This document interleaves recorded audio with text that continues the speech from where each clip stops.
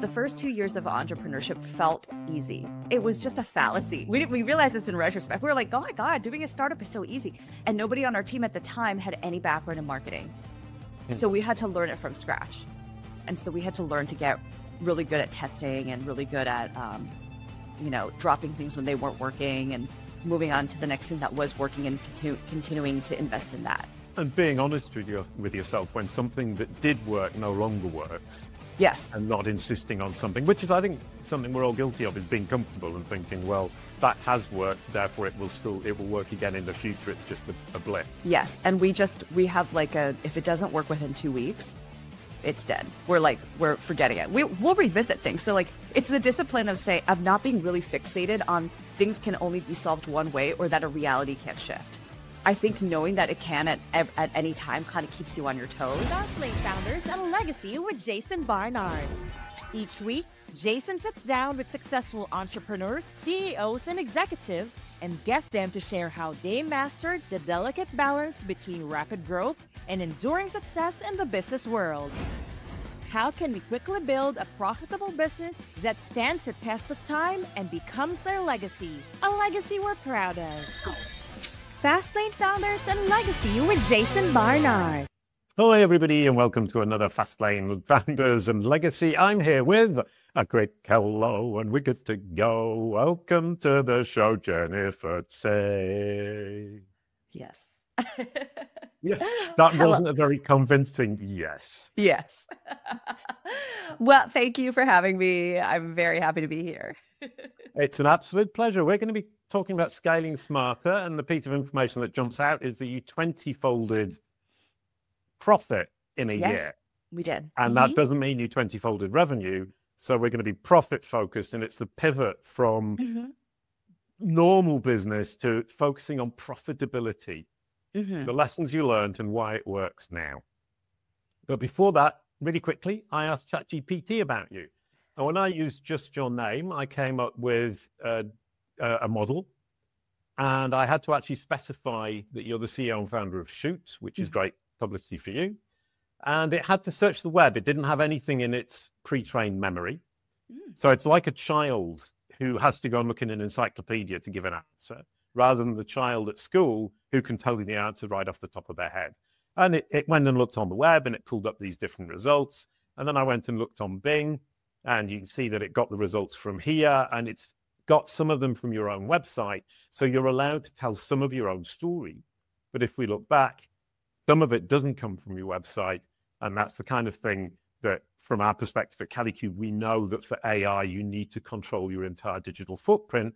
But your website, which is actually very good for that purpose, serves as a central hub that they use as the source of information about you from you, that they then corroborate with the information around the web.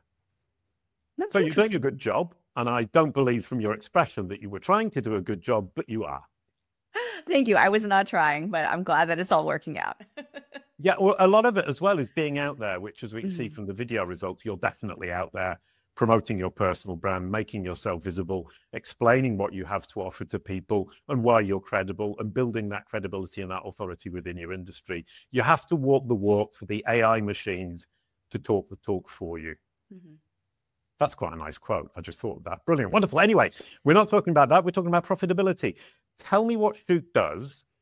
And then we're going to go into why it wasn't as profitable as it could have been, and to what extent shifting to a profitability focus ruined the fun of the business, or not. Sure. So Shoott with 2 T's, is a professional photography marketplace. And we provide free personal photo shoots for people where they only pay for the photos that they want. Typically, when you book a professional photographer, it's, you have to research different photographers. You may often have to pay upfront for either the sitting fee or pay for a sitting fee and then extra for photos afterwards. So it's this cumbersome, expensive kind of process that we wanted to simplify for the client. And the reason we're able to make this offer is because of how we work with our photographers. So on the photographer side, from my background as an artist and actor, I had so many friends that were just living paycheck to paycheck.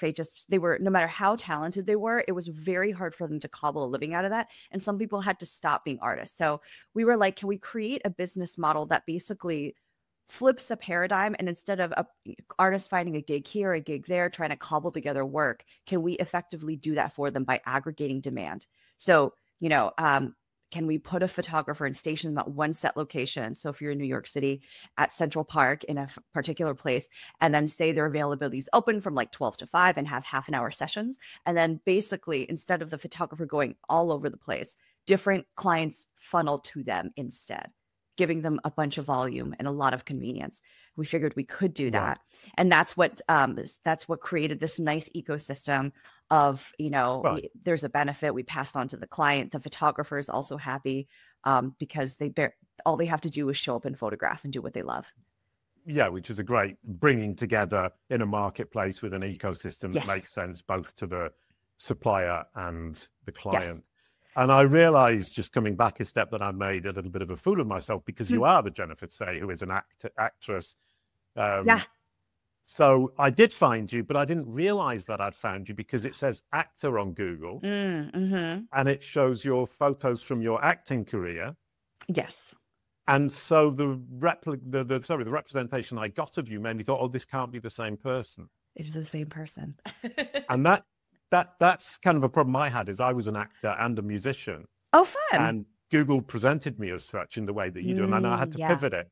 So it now presents me as an entrepreneur and digital marketer, which is what we do at CaliCube. It's how I started CaliCube.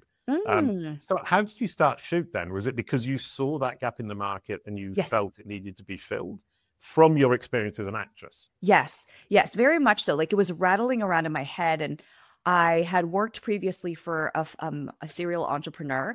I had worked for him, about 15 years prior. And then we kind of fell out of touch because he had moved.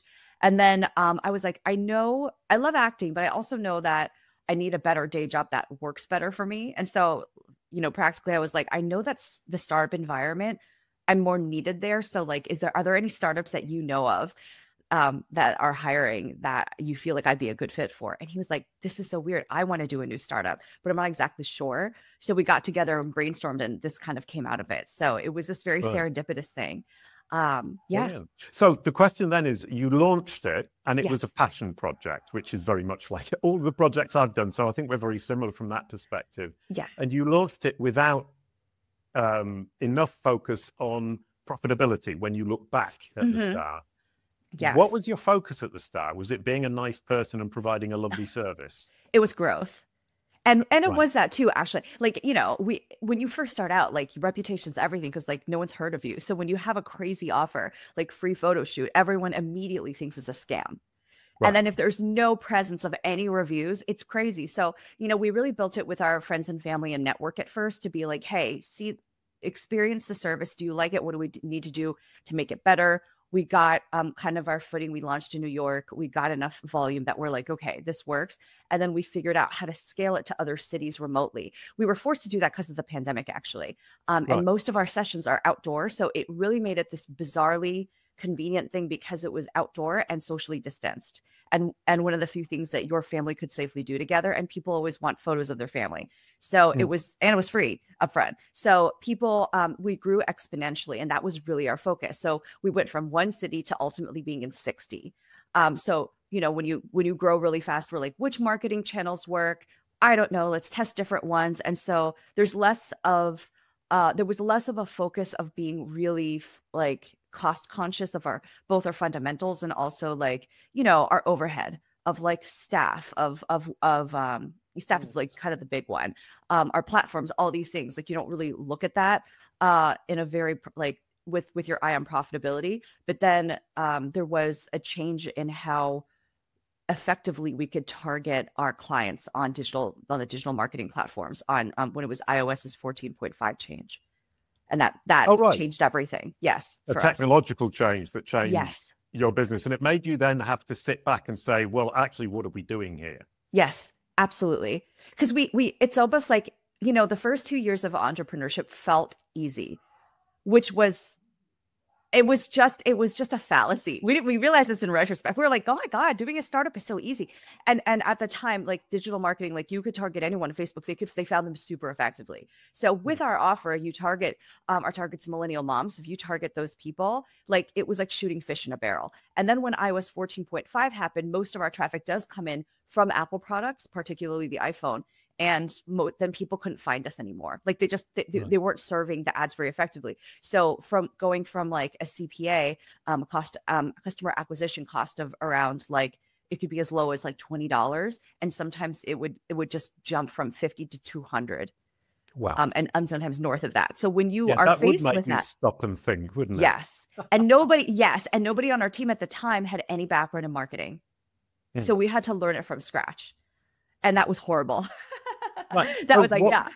What was your first step? Was it, how do we reduce costs or how do we increase income? The first thing that you do, the first thing that we do was definitely like, how do we reduce costs? Like we pay for nothing extra just to get that out of the way. Cause you can kind of do an audit and you're like your own audit and look at all your line items and be like, slash this, slash this, slash that. Like that's kind of, you can do that within a day. Like that's not hard.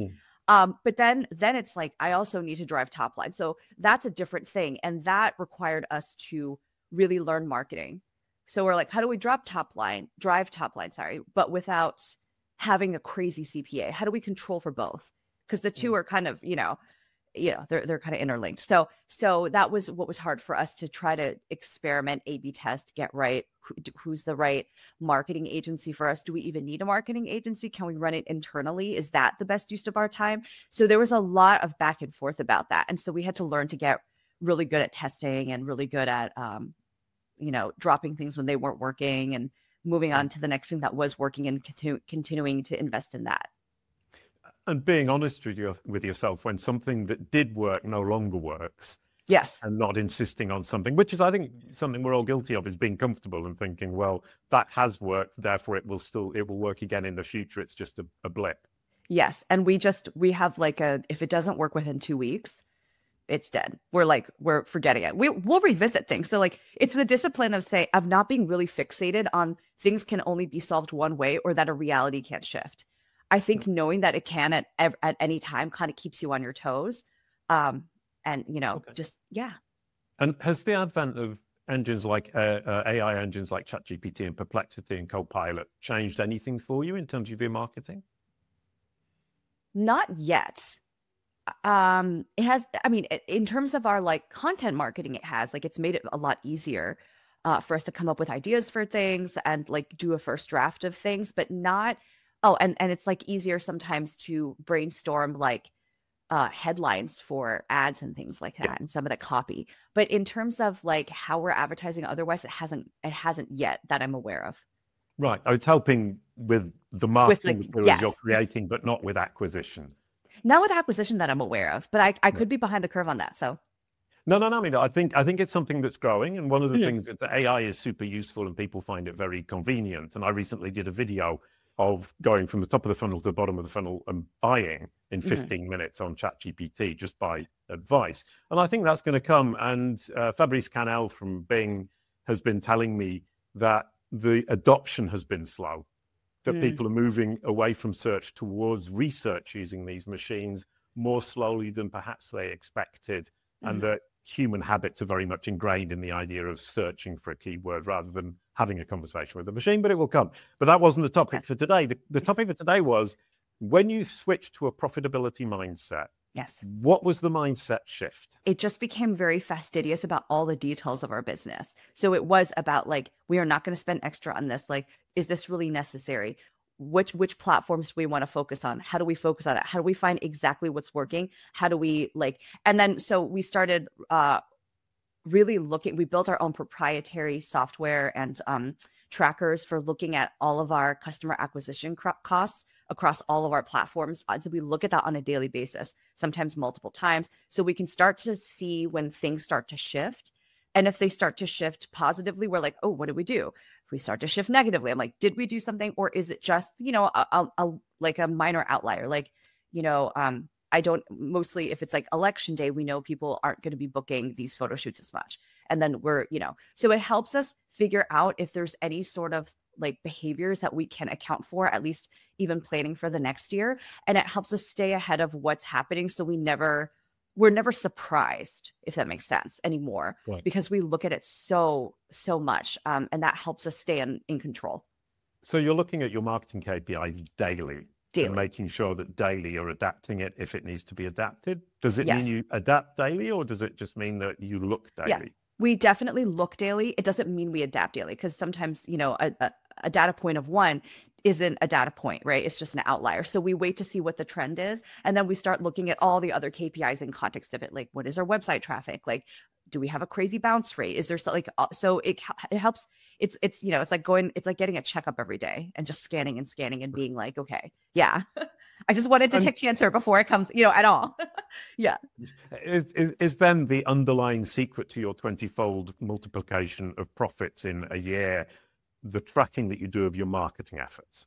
That is a huge component to it. I would say the other thing is, we then looked at every single inflow of money, like where do we get money from, like anything, and how do we make strategic tweaks for that? Because like, for example, if we have 50,000 sessions, like, are we charging the right amount for like if people are late or if they don't show up? Can we create more packages that make people spend more? Because if you compound that over 50,000 sessions, that scale is just astronomical. So we're always looking at like, how do we increase our average order volume? Is there more like quality or service or product that we can provide? Is there anything like that? Is our pricing correct? Like, all of that stuff kind of works in tandem on top of the customer acquisitions costs. Right. So as it turns out, focusing on customer acquisition and growing as fast as you possibly can, not worrying about profitability or the large profits, initially gets you to the stage of having 50,000 sessions, orders, 50,000 clients were maybe, well, let's say 20,000 clients. Mm-hmm. Then you can stop and say, well, how do I maximize my revenue from the people I've got currently as clients and the new people now coming in because I've built up the acquisition funnel? Yes, that was exactly our journey. Right. So you made an incredibly smart choice in terms of your journey. Grow fast, get to the point where you can then scale profit. Mm-hmm. Would you advise that to everybody? I think if you're at the point where, I think if you are able to even scale it, I think the answer is yes, right? You want, now I think determining when the proper point is to focus on profitability, that's where the wisdom and the judgment lies, right? Because there are some businesses where you can keep focusing on volume and you can afford to do that. I think like, right. I think like Uber is like that, right? Right. There are some businesses that have much more, just the volume is insane. And I think like, I don't know what ChatGPT is like. I think any sort of thing where there's like very much, growth at that crazy rate, exponential growth, they can keep focusing on that. But as soon as I feel like your tides start to turn a little bit and you're like, I need to maybe be a little wise, I may have to refocus myself, then you want to go to profitability then. And because I think overly focusing on profitability in the beginning, unless you just don't have any gas towards your business, then, I think you might be just cutting off your growth a little too early. Okay, brilliant. No, absolutely perfect. I'm very convinced by the approach that you've explained, but there must have been some really difficult decisions to make in that transitionary period. Number one, which were the difficult decisions? And number two, how did you get your staff to accept the decisions that weren't necessarily comfortable for them if they'd been focusing on growth and you were switching them to profitability? I think at that point, it became very clear, because if your customer acquisition costs are like 5 to 10x higher than they were, that you will quickly run out of money and then nobody has a job. So like that makes it very easy to convince people, right, that things have to change. So I think like my team is fairly small. I have like 11 people full-time and like an extra 6 that are part-time. And it was very easy to kind of get them on board and be like, once you have, I think, the data there, it's very hard to argue with that. And we try to lead in a way where it's like everything we're asking for is reasonable and backed by data. So I think there's like usually no arguments there. I think, the toughest part of making like that particular pivot was we did have to reduce our headcount a little bit. So, that was a little difficult. So, right. Maybe we went from like, 13 to 11, something like that. just because we had to consolidate roles with people. So figuring out how to, one of the trickiest things is getting a team this small to also absorb other roles and do hybrid roles, and then figure out like priority, like what are they capable of doing?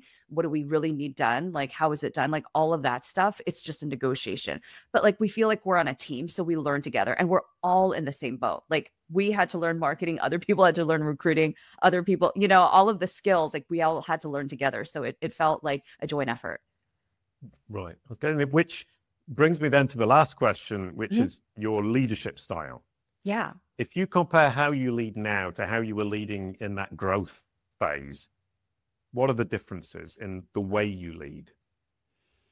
So overall, I'm very much like a hands-off leader, meaning I don't like micromanaging anyone. I'm not here for that. I want everyone to do what they do best, and I want everyone to feel really comfortable, kind of like stepping up into more ownership themselves. I would say like, when we were in the growth phase, it was just, I think we were at like, I don't know if it was as much leadership at the time, but we were just executing so many things just to like, how do we grow? How do we grow? How do we grow? Okay. Like, how do I interview more people? So you're almost like just doing as much stuff to, just like from an operational point of view. Whereas now, my mindset shift for leadership is much more like I am fully responsible for really understanding every fundamental of my business from top to bottom. So I get very fastidious about the details. And then my job is to go in and really question if things really when people tell me like, this is how I'm doing it, I look at it, I listen, and I'm like, is this the best way to do it? What do we think? And kind of being, challenging people in that way, in a positive way, so that we feel like, okay, no, this is the best way. Like it's a team effort. So I think I'm a lot more detail oriented now. And no one minds because it's, like I said, I try to be data backed so that people can get upset. Brilliant. Data backed management, leadership style, marketing, and 20-fold growth in a year, thanks to focusing on the people you already had and the funnels you already had, and maximizing the revenue from them. Thank you so very much, Jennifer. That was absolutely delightful. Thank you, everybody, for watching. This was Fastlane Founders and Legacy with me, Jason Barnard, and a quick goodbye to end the show. Thank you, Jennifer. Thanks for having me. Brilliant. Your corporate and personal brands are what Google and AI say they are. We can give you back control. Telecube.